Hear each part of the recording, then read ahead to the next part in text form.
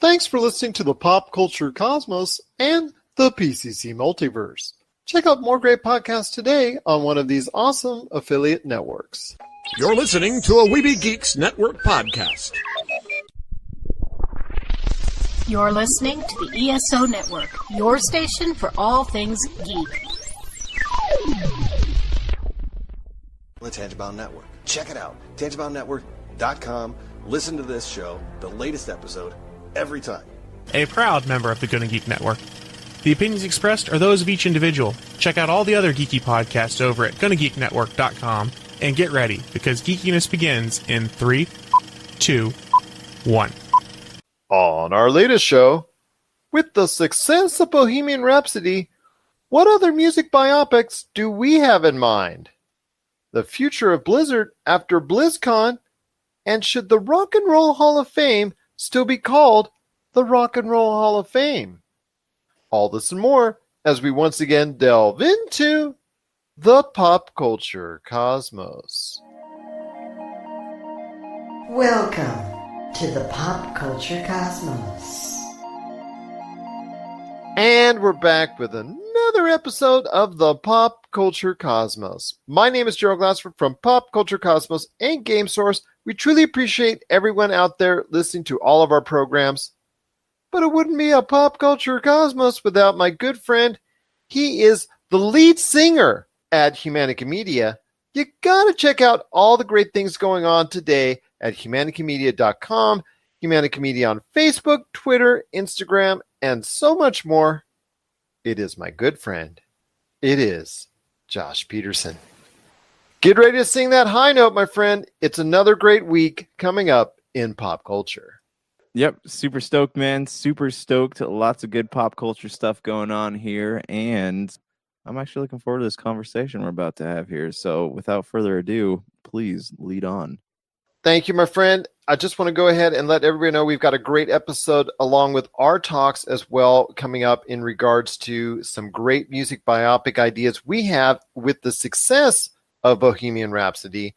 Also, as well, on the back end of the show, we'll be talking about the latest updates that went on at BlizzCon and the future of Blizzard itself, because I think right now it's kind of like a transition year, not a whole lot of great news. And going forward, is Blizzard's status as the top of the food chain when it comes to the AAA game market, is that still there, or is it changing because of all the other great games that are out there? We'll talk about that at the back end of the show. Plus, also as well, we have Tyler Baker from the Fantasy Football Pater podcast. He's going to recap some stuff that went on in Week 9 in the NFL. Jessica Boggs from the TVRatingsGuide.com. She's going to be stopping by to talk cable outlets and the CW, which she absolutely loves and adores everything that's going on in the CW. And also Mike Faber from the ESO Network, and also Kevin Eldridge from the Flopcast. I threw out this question. With all the changes and what goes on with the Rock and Roll Hall of Fame and the way the voting process and the election and the nominees process has occurred over the years, should the Rock and Roll Hall of Fame still be called the Rock and Roll Hall of Fame? We're going to have that conversation here coming up in a little bit as well. I want to thank everyone out there for watching our live streams over the weekend, both your PCC Gamescast, an extra special long one for everyone out there, and also my stream on Mixer of Gears of War, all to benefit everything that was going on with Extra Life. And, of course, our charity that we're related with our good friends at Retro City Games when it comes to supporting the St. Rose Dominican hospitals here in the Las Vegas area.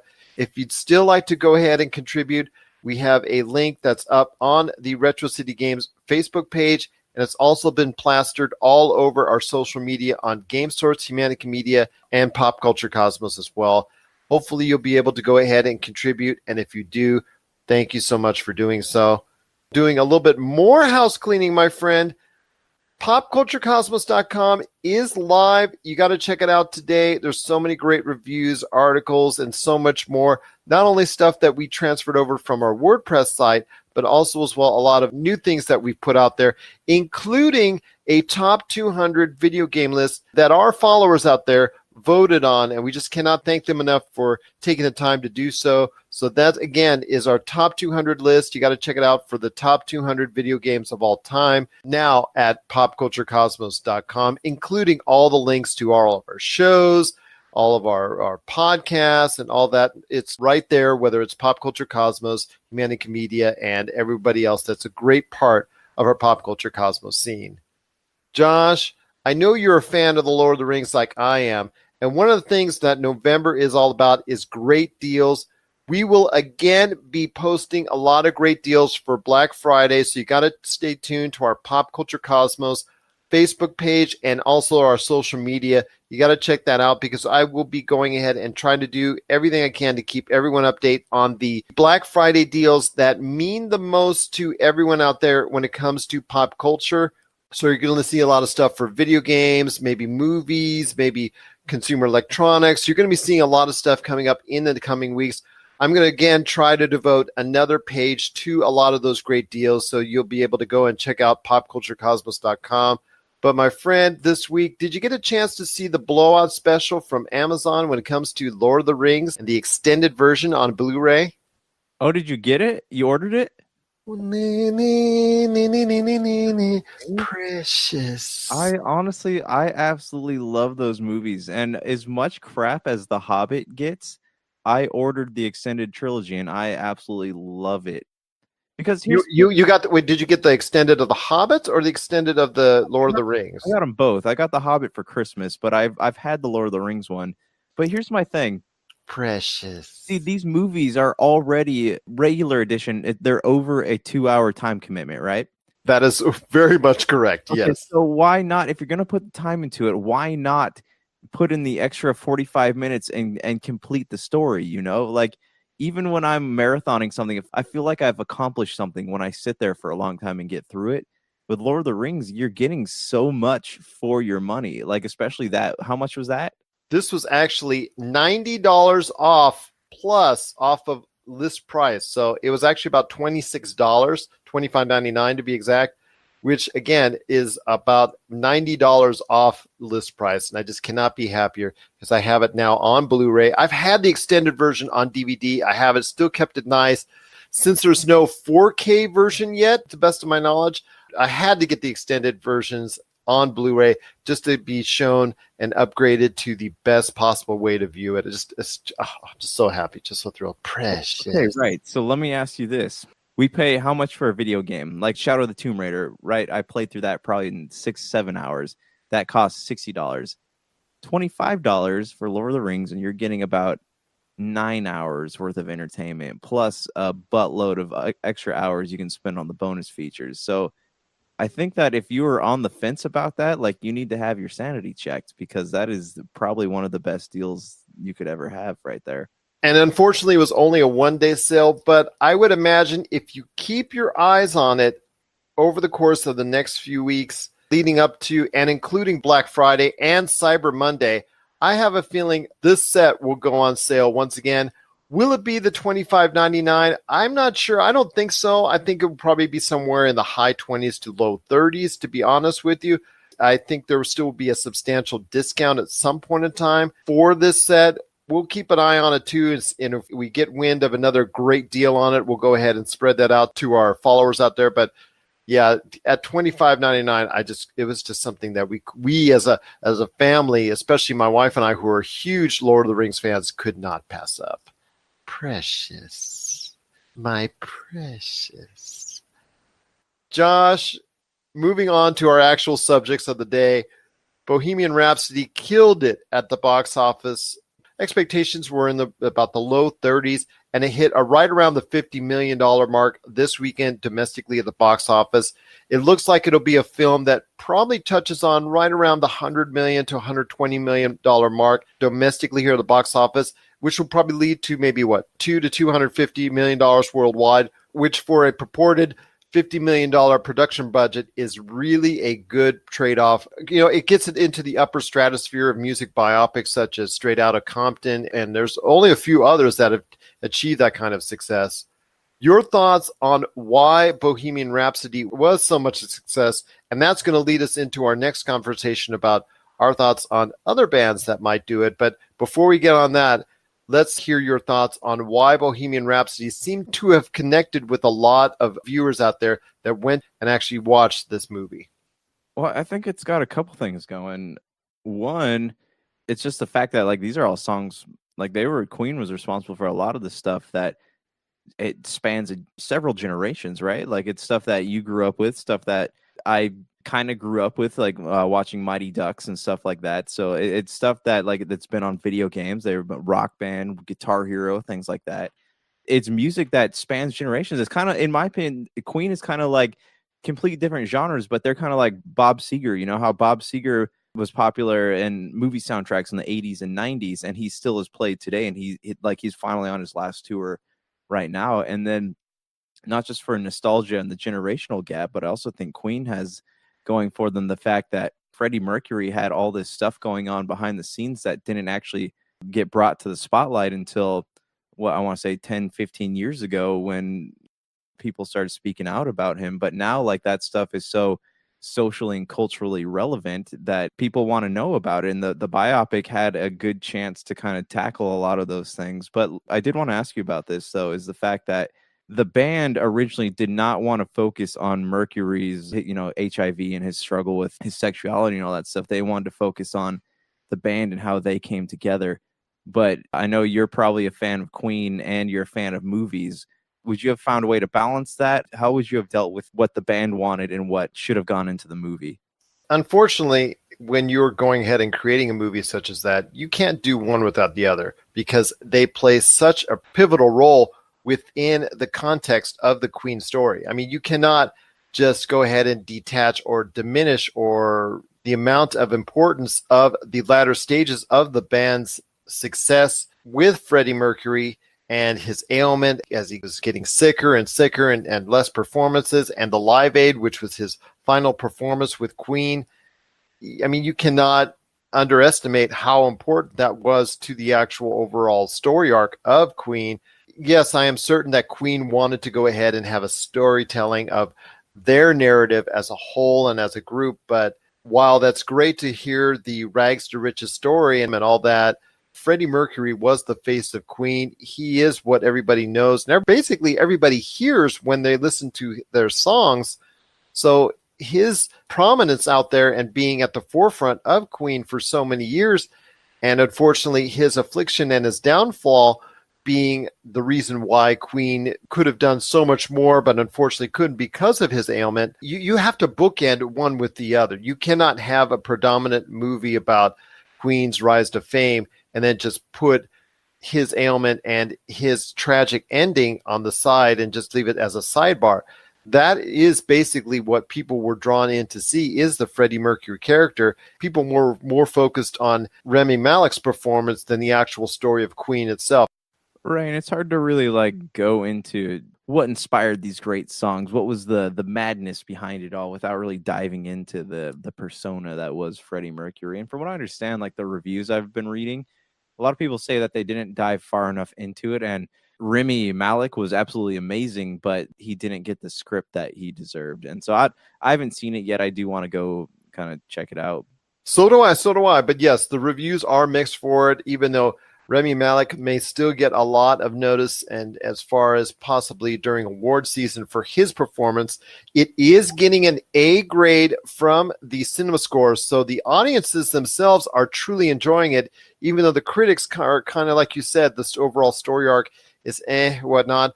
Again, I think it should have been an R-rated film. I think whether it's Rami Malek or Sacha Baron Cohen, who is also rumored to play the role while it was in its development years, that didn't work out. Rami Malek looks like he came in and did a fine job playing Freddie Mercury, but you're right, he wasn't given enough on that realm. And I think a lot of it is in large part due to the fact it wasn't going all out or couldn't go all out because it had a PG-13 rating. But that leads me into our last question on this subject, my friend, and that is, if you were to make a music biopic, if you were that music executive, what groups, bands, or artists in the music industry would you lean into as far as making a music biopic that you know would be of good quality, but also translate well with audiences? These aren't in any particular order. My Chemical Romance, because they really did define an entire generation of music, my generation. So like, generations before had grunge, and then before that there was hair metal, before that there was the birth of prog rock, and so on and so forth. For my generation, as far as emo music was concerned, like My Chemical Romance was it. Like they were so polarizing because they were like, it wasn't cool back then to be emo, but at the same time it was, like you don't want to be this vulnerable because people are going to make fun of you, and that's how you got bullied. But then look where we are now, 10, 15 years later, where people are being vulnerable and it's not cool to be a bully. So the tables have really turned there. But My Chemical Romance was the first band. Like Gerard Way was kind of the first person to really put his depression and suicidal thoughts out in the public eye there. Just seeing how that all came together, I love that. Pearl Jam is another one. I don't know if you've read any of the Pearl Jam biographies that are out there, but I'm fascinated with the idea that Chris Cornell was responsible for creating Pearl Jam. Chris Cornell ended up dropping out of Pearl Jam to do Soundgarden, and they eventually came back together to do Temple of Dog. But anyways, Pearl Jam had recorded this stuff, and they sent it off to Eddie Vedder, who at the time was living in a van. And so they sent him this stuff, and he just put vocals over it. So like he didn't actually have any like part in the writing process of 10. It's kind of like someone sent him a soundtrack without vocals, and he put his vocals on top of it, and that's how the legend was born. And then my third one would probably be a band called 100 Reasons, because we don't really talk about, with the exception of the Beatles and the Rolling Stones, the music scene in England kind of disappeared in American culture after that for a while. But 100 Reasons kind of brought it back with blending rock and post-hardcore together, and they are still one of the biggest bands over there, and they are now touring under the name of Undead Raisins, doing their old stuff acoustically now. So I would love to see that, and how they got big and they ended up touring with Thrice and 10 Year and stuff like that. But I want to ask you this, Gerald. Who do you think would make a good biopic? Well, before I get to my list, I wanted to add one in there that just popped into my head while you were talking. And when it comes to 80s bands, they don't usually have, for the most part, maybe a group like Frankie Goes to Hollywood, but for the most part, they don't have artist bands or whatnot that has many of those super tragic endings, or that we're hearing about with a lot of these 90s bands like the Cranberries and some others that were out there that you are more familiar with, because a lot of these 90s bands have really had some tragic endings, some bad breakups, some bad things happen to them. There, of course, 80s bands did too from time to time, but for the most part, we're hearing a lot of these drama stories that could be developed about 90s bands. I know the one that I've thought about as well recently when I was talking to you about this was Oasis with the Gallagher brothers. Those two, I would love to get like an R-rated drama of those two, the type of arguments that they had and the bad breakup and the success that they could have had because they left out literally on top of the world with their music, and because of their issues walked away from each other just to get an idea or a dramatization of that breakup would be kind of cool. Journey, we talked about a little bit, and seeing them as far as their heights to success, and then Steve Perry's messy breakup. I'd like to see and hear more about that. The one I'd probably say fits best, because the fact that they had success outside of their general band, is Van Halen. That interplay with the reunion tours, the breakups, Sammy Hagar coming in, Sammy Hagar being kicked out, Michael Anthony getting kicked out for Van Halen's son. Just the juice over the course of the almost 40 years now since they started playing with each other. I think Van Halen, Journey, Oasis, those will all be great stories. And Duran Duran, I would probably think that would be a great story to tell as far as the early rise of British pop music in the 80s that really dominated a great part of the 80s scene. And the fact that they were the face of MTV at one time, and the fact that they were able to go ahead after a fall from grace as far as with the listeners out there, that they were able to rebirth themselves in the early 90s with a successful album. That would be a nice story to tell. Doesn't have a tragic ending like what we're seeing with Queen, but I think it would still be a great story nonetheless. You and I have got to go check out the film. I know that it's going to be one of the movies that we got to see before the end of the year if Rami Malek's performance is as good as everyone says it is. With critics, it's been tossed about as being okay, not okay, really bad, really good. It's all over the place. But with fans, it's getting a great rating, and ultimately, that's what matters. What are your thoughts on Bohemian Rhapsody? Did you check it out this weekend? Did you enjoy it? Did you not enjoy it? How was Rami Malek's performance as Freddie Mercury? Should a telling of the Queen story be focused more on him or on Queen? And what are your thoughts out there on a band or a group or an artist from any diverse background possibly getting a biopic? We'd love to hear your ideas on that. And what do you think of our ideas? Let us know. popculturecosmos@yahoo.com. Also as well, Pop Culture Cosmos, Humanica Media, and Game Source on Facebook, Twitter, and Instagram as well. Well, like I said, we've got Tyler Baker from the Fantasy Football Pater podcast coming up. Also as well, Jessica Boggs from TheTVRatingsGuide.com, just to let you know, also did a really extended feature article on the Pop Culture Cosmos. So you got to check it out on their great site, TheTVRatingsGuide.com. And on top of that, we've got an extra conversation with Mike Faber from the ESO Network and Kevin Eldridge from the Flopcast talking about the Rock and Roll Hall of Fame. And after that, Josh and I will be back on the back end of the show, quickly talking about BlizzCon, what happened, and was it enough to keep everyone interested in what's going on at Blizzard? But first, we've got a great song coming up right now from our good friend Warren Fernandez, aka Emoji Engine. You got to check out all of his great songs today on Bandcamp. Just type in Emoji Engine. That's EMOJIENJIN. This is Modern Mythology, and this is the Pop Culture Cosmos.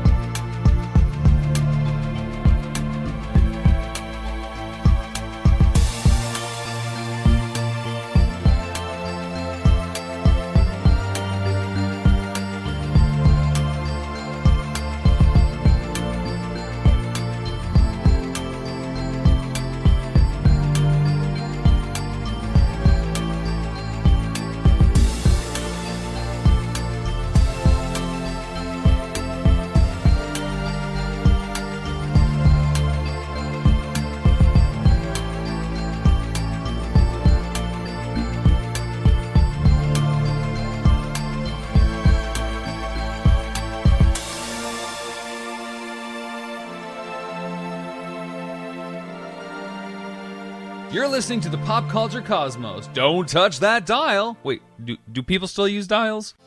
Looking for an edge the next time you take on your favorite video game? Then check out Vitabrace High Performance Gamer Wristbands.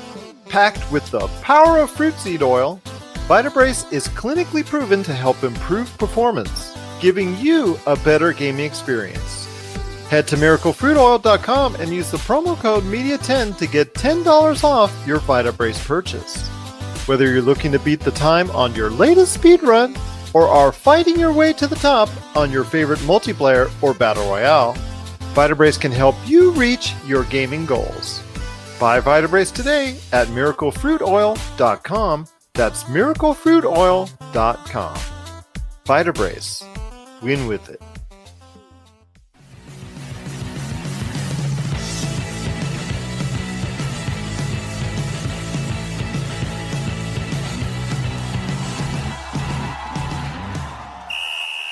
And we're back with the show. This is Gerald Glassford from Pop Culture Cosmos and Game Source. But it wouldn't be a Fantasy Football Pay Dirt podcast now, would it, if it weren't for the Fantasy Football Guru? If you need to ask him questions on fantasy football, please join us today at the Fantasy Football Pay Dirt podcast Facebook group. You just sign up. It's that easy. Takes just a couple seconds. Boom, you're in the group. You got over 200 different kinds of fantasy football owners that are out there, all sharing their opinions on trades, waiver wire pickups, and the whole 9 yards. And you can ask even him directly with any questions that you might have covering the world of fantasy football. Anything else, you're on your own. but it is, my good friend, our guru indeed. It is Tyler Baker. Another great weekend in the NFL, my friend. Oh, man. Did you happen to see that Rams-Saints game? I made an effort to check it out. What a shootout. Kind of surprised me a little bit because it just shows that a good offense is better than a good defense. Yeah, I don't think the better team won, but you have to give it to New Orleans. Drew Brees, I mean, he's just so good. 346 yards, 4 passing touchdowns. I mean, when he's in the zone, you're not going to stop him. Aaron Donald, all those guys up front, you're just not going to stop Drew Brees when he gets in the zone. And he is just having one of those years, breaking records. Of course, they were playing at home. And when you play in New Orleans, that is an advantage for the Saints. But man, what a great game. It was high scoring. And each one of these teams is just so packed with talent. It was such a pleasure to watch. Now, you had said that you thought the better team lost, and you and I both had talked about at length over the course of the season how we both thought that the Rams are the best team in the NFL, or were the best team in the NFL. In fact, we both probably still think, when it comes right down to it, that the Rams are still the best 53-man roster that's out there. But seeing the evidence of what happened this weekend with the game in the Superdome, if the New Orleans Saints get a playoff game against the Rams in the Superdome, i.e. an NFC championship perhaps, there could be some really good, not only could be a barn burner, not only could be a great shootout, but they definitely do stand a chance of making a great impression and heading on to the Super Bowl if that's the case. Yeah, we're going to see both of these teams again in the playoffs. And if the two best teams in the NFC go and meet in the NFC Championship, it could be these two teams. I still have some questions about New Orleans, but we very well could see these two teams again, and they're going to be watching a lot of this game to prepare for the next time that they play. And I can't help but wonder when Sean Payton is going to stop putting Taysom Hill in. It just seems like it's just too slick, too fun to have Taysom Hill in there, and I'm wondering if they're going to kind of outgrow that phase and stick to Drew Brees under center every single snap. Well, what bothers me is the fact that you go out of your way to create a defensive line with a whole bunch of great names, and then you go out at the trading deadline and get one more, and you still cannot effectively rush a 40-year-old passer that's out there. It just blows my mind how the schemes of an offensive line, when it's done correctly and when you have effective offensive line play, that can neutralize a whole entire defense, especially a vaunted defensive line. Yeah, they're going to have to get used to playing together a little bit. That's going to take a little bit of time. But Drew Brees, like you said, he didn't take a sack tonight. The guy was just amazing. He was in the zone at home. This is just one of those football games where, I mean, he's one of the best quarterbacks in the NFL, and he showed it. Once again, it is Tyler Baker from the Fantasy Football Pay Dirt podcast. You can check out our extended episodes each and every week on the Pop Culture Cosmos channel on Spotify, Apple Podcasts, Podbean, and over 30 different podcast outlets. Plus, if you have any questions for him, you can email us, popculturecosmos@yahoo.com. But a great place to go is the Fantasy Football Pater Podcast Facebook group, and you can ask him directly. He just loves helping out people when it comes to fantasy football. My friend, it's been another great weekend in the NFL. So glad you and I could talk about it. Looking forward to talking more to you about Week 10 in the NFL coming up. Just cannot wait for it. And that'll be on our Friday show, the PCC Multiverse. It's always great to have you here as part of the Fantasy Football Pater Podcast. And, of course, right here on the Pop Culture Cosmos.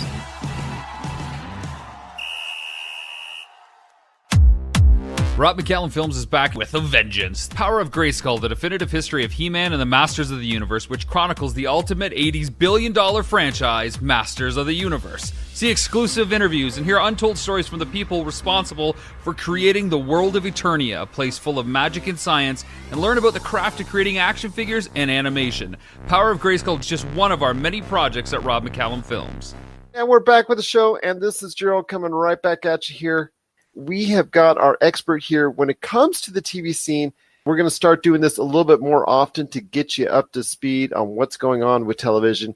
It is my good friend. She is one of the lead writers at the TV Ratings Guide. You got to check out everything that's going on today at the TVRatingsGuide.com. You got to check out all the great things that are going on there. Plus, also get their updates at TV Ratings Guide on Facebook and Twitter. It is my good friend. It is Jessica Boggs. Welcome back, Jessica. Always a pleasure to have you on the show. It's a pleasure to be here, too. I got to ask you, it's your favorite network. It's almost like my crazy ex-girlfriend. It is the CW. And all puns aside, CW, yes, it is getting some love from a devoted series of fans. But I want to know more about what's going on with the CW, because to the individuals out there that follow pop culture, no, it does not stand up as far as overall as a network when you compare it to ABC, CBS, NBC, or Fox when it comes to ratings. But there are some shows out there in the CW that, whether it's good or bad, always seem to trend in pop culture. So let everyone out there know what's the latest, both good and bad, with the CW. Well, I did write the latest renew cancel for CW, and their ratings have declined overall, but there's still this clear divide between CBS and WB with their co-productions. And I've recently upgraded Charmed and Dynasty onto certain renewals. Charmed being because they're the highest rated fall rookie show on the CW, even though it's a CBS production.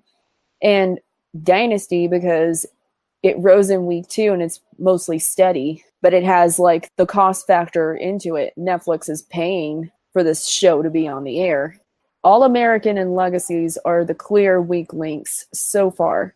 Social media at this point did not translate into audiences for that show so far. And although it's still too early to tell, like it tied like some other CW shows in there that are WB, and All American rose to like a 0.3 this past week. And I've got it leaning towards cancellation, but not 100%. And the only reason is they're produced by WB, not CBS. CBS can get away with ratings at that level, but not WB. So now we're heading towards cable, and which is not really surprising, with the big talking point this week in cable is the Heathers reboot. And unsurprisingly, it got very low ratings. It premiered on Paramount to a 0.03, which was lower than what Nobody's got. And Nobody's was that comedy that moved back to TV land because of ratings like that on Paramount. And on the other hand, this was the show that got canceled before it got put on the air and then inexplicably got put back on the network because there were no buyers. And the show is pretty controversial because, you know, it has like glorified suicide, gun violence, and heavy bullying, kind of like a insatiable type thing. And it had burn-off scheduling on consecutive nights, and that doesn't signify confidence in the programming.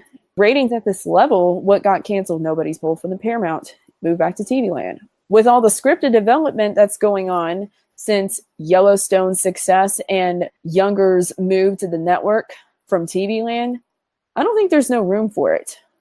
But that's what I want to talk to you about when it comes to the Paramount Network. The Paramount Network does not have that much in the way of original shows that it didn't steal already or take from the actual previous iteration it was. And there's not a lot of original programming that Paramount Network has of its own that it can claim that is garnering any type of success. So you see Heather's actually still being either given the cancellation, because I too have followed the actual news on what's going on with the Heather show and how it was a show that was going to be canceled because of all the controversial items that are within the program itself. Do you think that it is wise for them to go ahead and cancel something that's earning any type of halfway ratings for the network? Because I don't see many shows earning what Yellowstone did on the Paramount Network, because I see the Paramount Network having any type of shows that are on there are only going to be earning a 0.3, 4, or 5 at this point in time, similar to what we see with TNT and some other networks that do have a decent profile, but once they're on the air, those shows seem to go ahead and only have a limited amount of viewers watching it. Exactly. And we're still waiting on some extra episodes from Cops, and then there's Ink Master .2 and then Bar Rescue at .3. But those shows, like I said, those shows are based off of people watching it from the network's previous iteration, and they already have a built-in audience, and those shows get repeated quite a bit. So a lot syndication, or actually just repeats, it's a lot of their business as well. Exactly. But we also have the American Woman was just canceled, and although Lip Sync Battle was recently renewed, the ratings for that show were in serious decline into 0.1 territory. Waco was their first scripted entry, and it did really well on the network. Unlike all the other previous scripted iterations on Spike TV, they tried the Shannara Chronicles on Spike, and it didn't do well. So the audience is basically not warmed up to any show that's currently on the air as far as scripted goes. Not surprising, because it's very hard to translate that type of drama and audience. I mean, FX has seen some seriously good programs, good dramas. For the most part, a lot of them have not been able to garner huge audiences. How is MC Mayans doing? I really want to know, because it did have a strong start. Is it holding any type of audience that's comparable to the Sons of Anarchy? No, it's not. The recent one was in the 0.4s, almost at 0.5s range, which is still pretty good for FX, but considering the start time at a 1.0, like, it's not holding any of its audience, but it's still doing well for the network overall. But the only thing at this point would be the cost issue is going to determine what goes from there. Fair enough. A lot of great information and an awesome update indeed. It is Jessica Boggs from the TVRatingsGuide.com. Check out her work and everybody else's fantastic work at the TVRatingsGuide.com. Jessica, it's always great to have you on the show.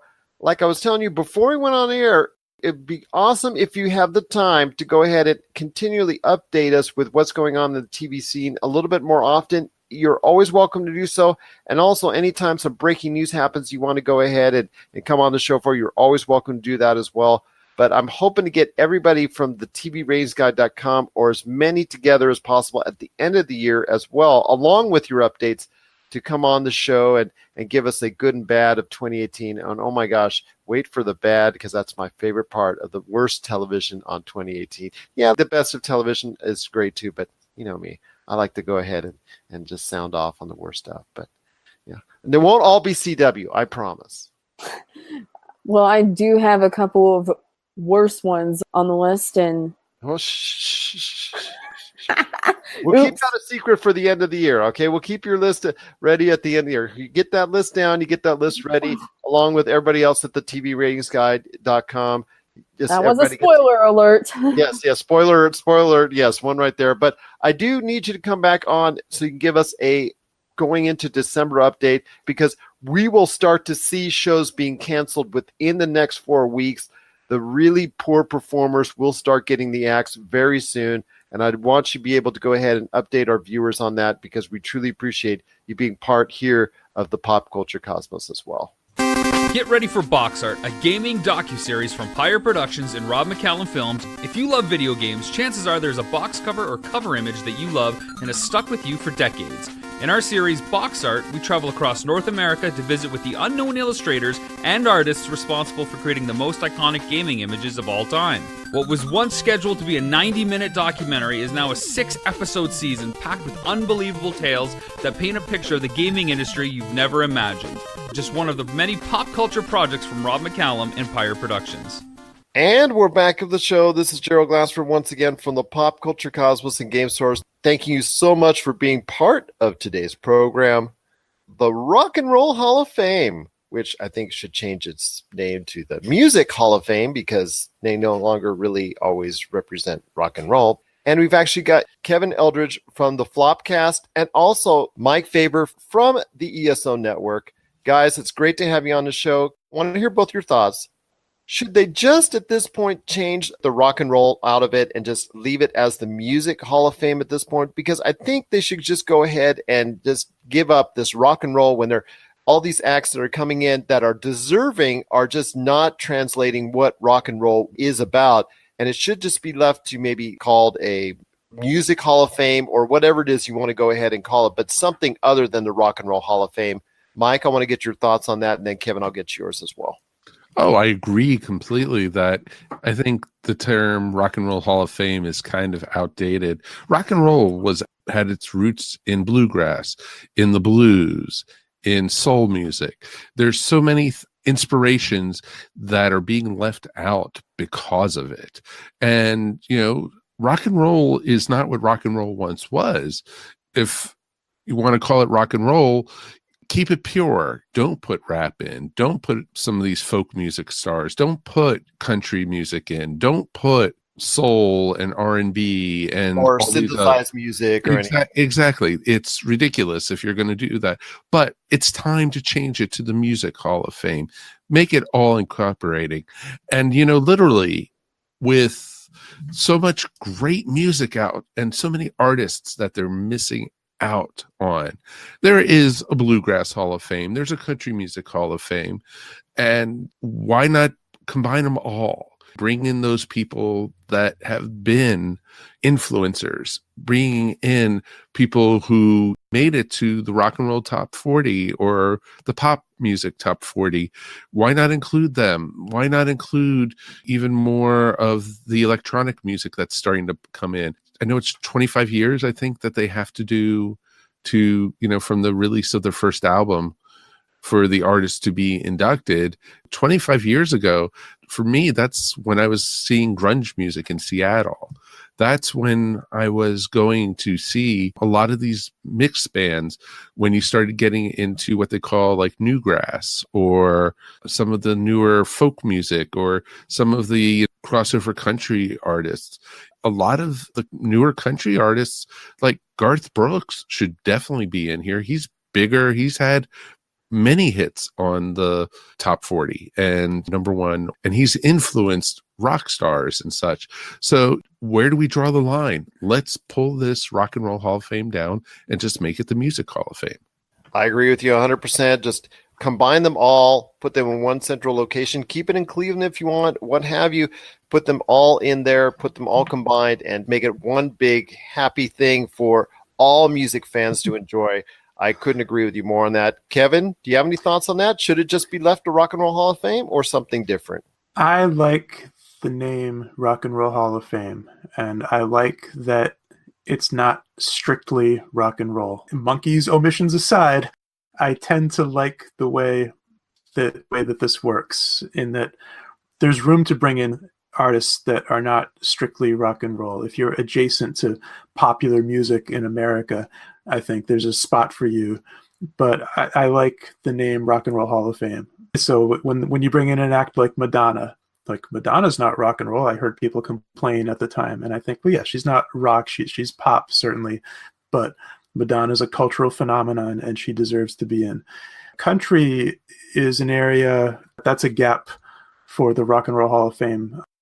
There's not a lot of country in the Hall of Fame currently. And I agree, Garth Brooks, I think, deserves to get in. And you could look at a bunch of people. I mean, off the top of my head, the only country act I can think of is going way back, and that's Johnny Cash. Johnny is in the Rock and Roll Hall of Fame, but he goes back to that early era with when it was kind of coming out of its rockabilly roots with Perkins and all those guys. But yeah, I would look at Dolly Parton. I would look at Willie Nelson, Kenny Rogers, absolutely. So sure, I would have no problem with those kind of Willie Nelson coming in. Yeah, Willie Nelson, definitely.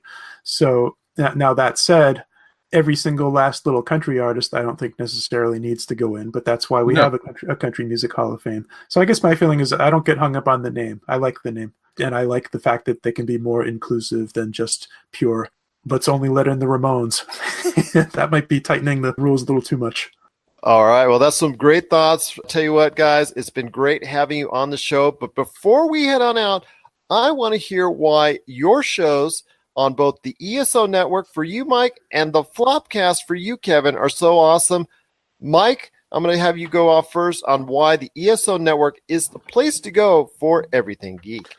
Well, because it is a station by geeks for geeks. And it is right now 27 different shows, all filled with fun geekiness. And we basically, talk about any topic you could think of that's geek related. There's shows like PCC. There's the Flopcast. There's Dr. Geek, which talks about science. We have the Pro Wrestling Roundtable, hence what the name is. And then we also have Earth Station Who, which is a Doctor Who podcast. We have multiple Doctor Who podcasts.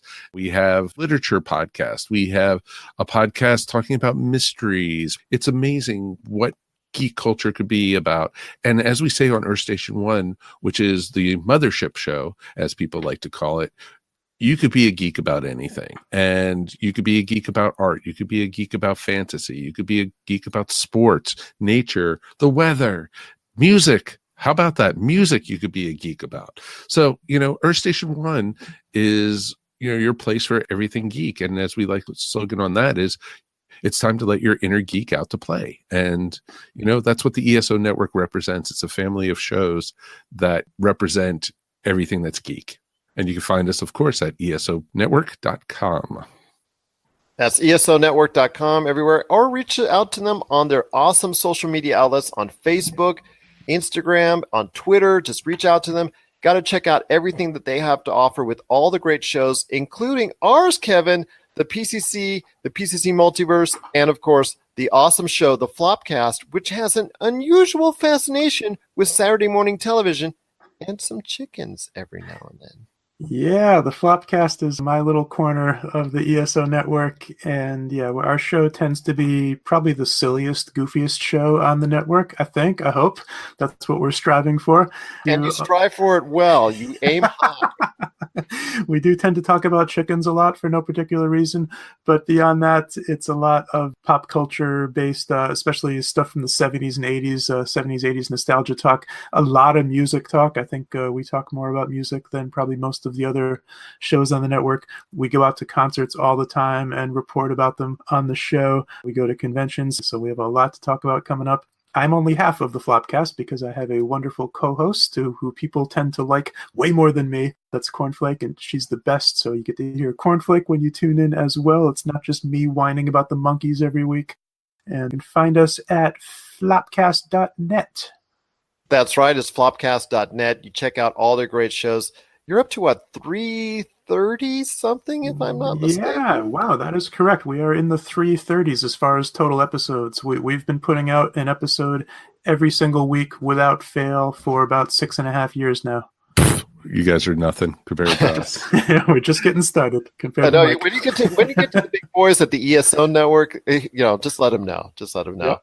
Exactly. When you guys pass 400, then I'll start being impressed. That's right, because you're in the 400s now, correct? Yep, we're coming up very quickly on episode 450. Wow, that's amazing. I know I've done about 450, 500 combined, and I looked at Oh, it. that's not our combined. Our No, combined no. is probably over 1,000 because we also do the Dragon Con report and we also do Earth Station Who. And Earth Station Who is 5 episodes short right now of our 200th episode. Wow, that's just amazing. And you both should be applauded for your longevity within the podcasting marketplace, or and maybe you guys should be committed like myself. I don't know. Well, my wife says there's a room with a straitjacket waiting for me. Guys, it's been a great pleasure having you on the show, having you part of the actual scene here, talking about the Rock and Roll Hall of Fame. Just truly a pleasure to have you both on. That is Mike Faber from the ESO Network and Kevin Eldridge from the Flopcast. Guys, it's so great to have you on the show, part of the program, and of course, right here, a part of the pop culture cosmos.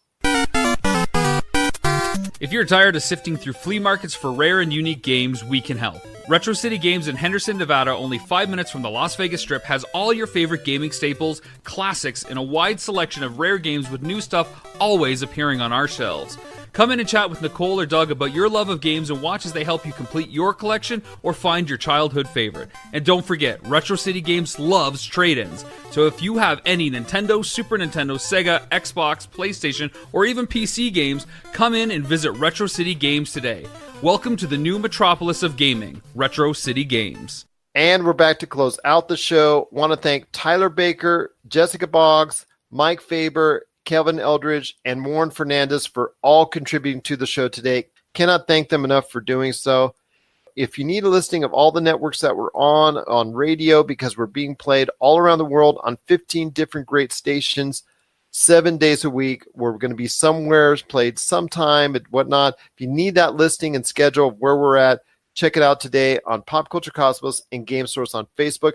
It also has many of our over 30 great podcast networks, including Podbean, Spotify, and Apple Podcasts as well.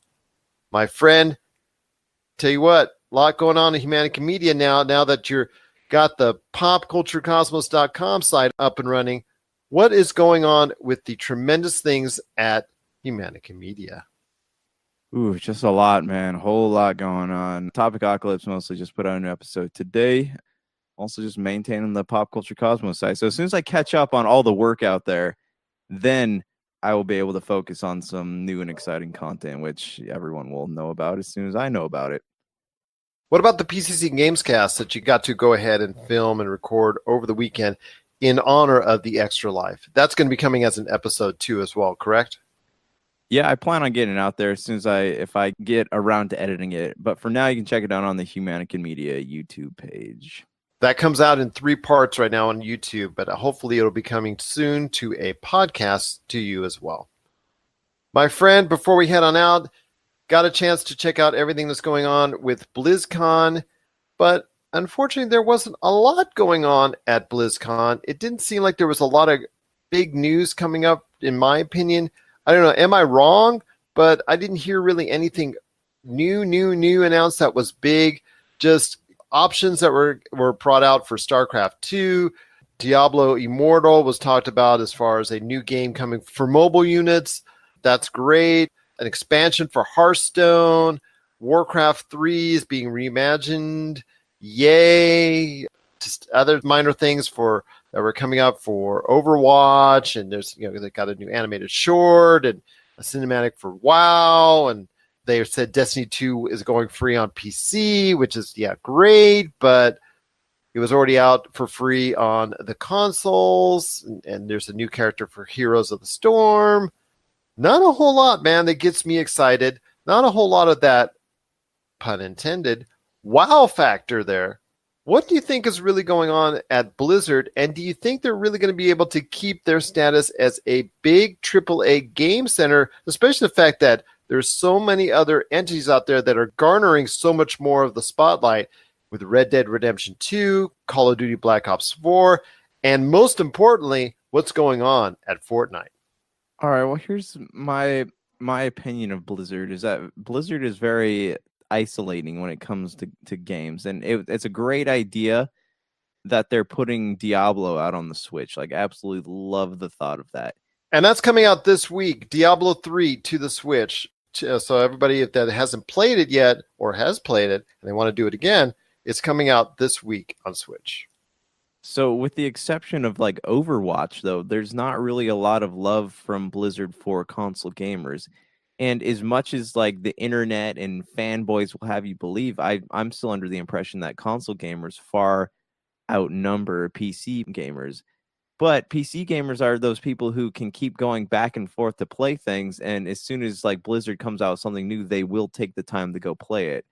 And because of that, Blizzard has this tendency to focus on fans they already have instead of trying to build new ones. And luckily, since World of Warcraft had created such a big following, they've managed to stay on top of their game for so long. But there's so many good games coming out, on the Switch, the Xbox, PlayStation, stuff like that, especially this season. Like there's a whole lot of games. Blizzard's gonna have to do something. It's gonna take more. They haven't had a new Warcraft game come out in a long time, and remastering Warcraft 3, well, people will go back and play it, I'm sure. It's not putting out new content, it's not. It's like they're just working on things they've already done instead of putting things new out. And I think that even after a while, even PC gamers are going to get tired of that unless they make a move to put console gaming as a priority in their thing. Because BlizzCon, while it's popular, it doesn't get nearly as much excitement or hype as like E3 or PAX or something like that. You know what I mean? I know what you mean. And even the League of Legends, which had their World Championships recently, even that, which normally garners a lot of attention on streaming outlets, it gets usually a large crowd. It's kind of subdued this year, along with everything that went on at BlizzCon, because not only was there not a lot of stuff that was announced that was effective to a general and wide audience, it just didn't seem that everybody has the kind of interest that they once did with both what's going on with Blizzard and what's also going on with League of Legends. They were just both mainly catering to the hardcore audience that they have, which just supports it without hesitation. But garnering an outside audience doesn't seem to be of interest right now to both entities because of the fact that Fortnite, Red Dead Redemption 2, Call of Duty Black Ops 4, they're all doing really well right now, and they're capturing the imagination of a lot of people out there. And maybe they're taking a little bit of a break or just a little bit of a downturn. Maybe we're seeing a little bit of bump in the road for entities like I said, for League of Legends and also for everything from Blizzard as well. We're seeing a little bit something as far as maybe just a lull from them before next year they come out with more great stuff. Yeah, I want to say I hope so, because they're definitely, well, they're owned by Activision, but they got talent. There's a lot of stuff that I'm almost sure would look good on consoles and could. I mean, look at what Square's done with the Final Fantasy series. Like they've brought a bunch of people together. Like they've brought Xbox and PlayStation and all that stuff. Like they've created these massive communities, and I think that Blizzard has the same potential to do something like that, but they don't, and I don't know why they don't do it. But I think that they can only ride the coattails of the last Warcraft game for so long before people get tired of it. Exactly. So right now, I don't see much of a wow factor with what's going on at Blizzard and also League of Legends at this point in time, but things can change. And with just a few tweaks, a few changes, and a few things that they need to do and promote, it could be once again time for games like WoW and anything else produced by Blizzard to get themselves back into the major spotlight once again. What are your thoughts on what went on with the League of Legends World Championships, and also what went on at BlizzCon? Were you excited about all the announcements at BlizzCon? Were you kind of underwhelmed? What do you see as the future for BlizzCon, the World of Warcraft, and so much more that they have to offer? Share us your thoughts, popculturecosmos@yahoo.com, also as well, Pop Culture Cosmos, Humanica Media, and Game Source on Facebook, Twitter, and Instagram as well.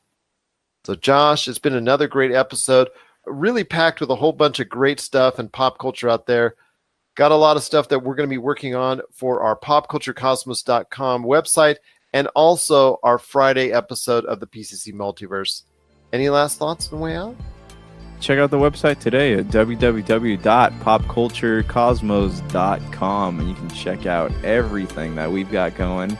We'll have an exclusive video of Gerald petting the spine of Lord of the Rings extended cuts, like Harry Potter does that book where it makes it open after all the teeth are going. You know what? That's what I'm gonna do. I will do an unboxing of my precious. It's his precious, guys. My precious. Precious. So for Josh Peterson, this is Gerald Glassford.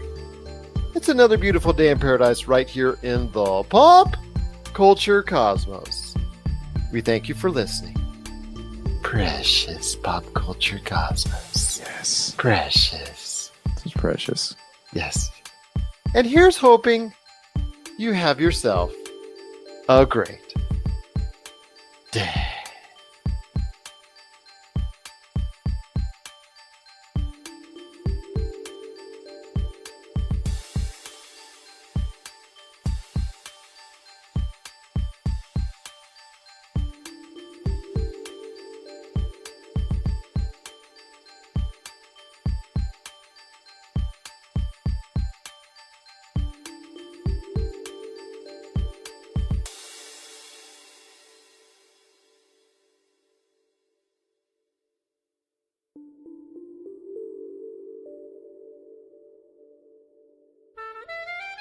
Did you know the ESO Network has a brand new Patreon? That's right, we're asking for your help, and you could do it for as little as $1 a month. Don't fret, all your favorite shows will still be available for free as always, but you can get exclusive podcasts and more not heard anywhere else but on our Patreon. To sign for the ESO Network Patreon's easy. All you have to do is go to esopodcast.com and click on the link. With your support of the ESO Network, it's you who will reap the rewards.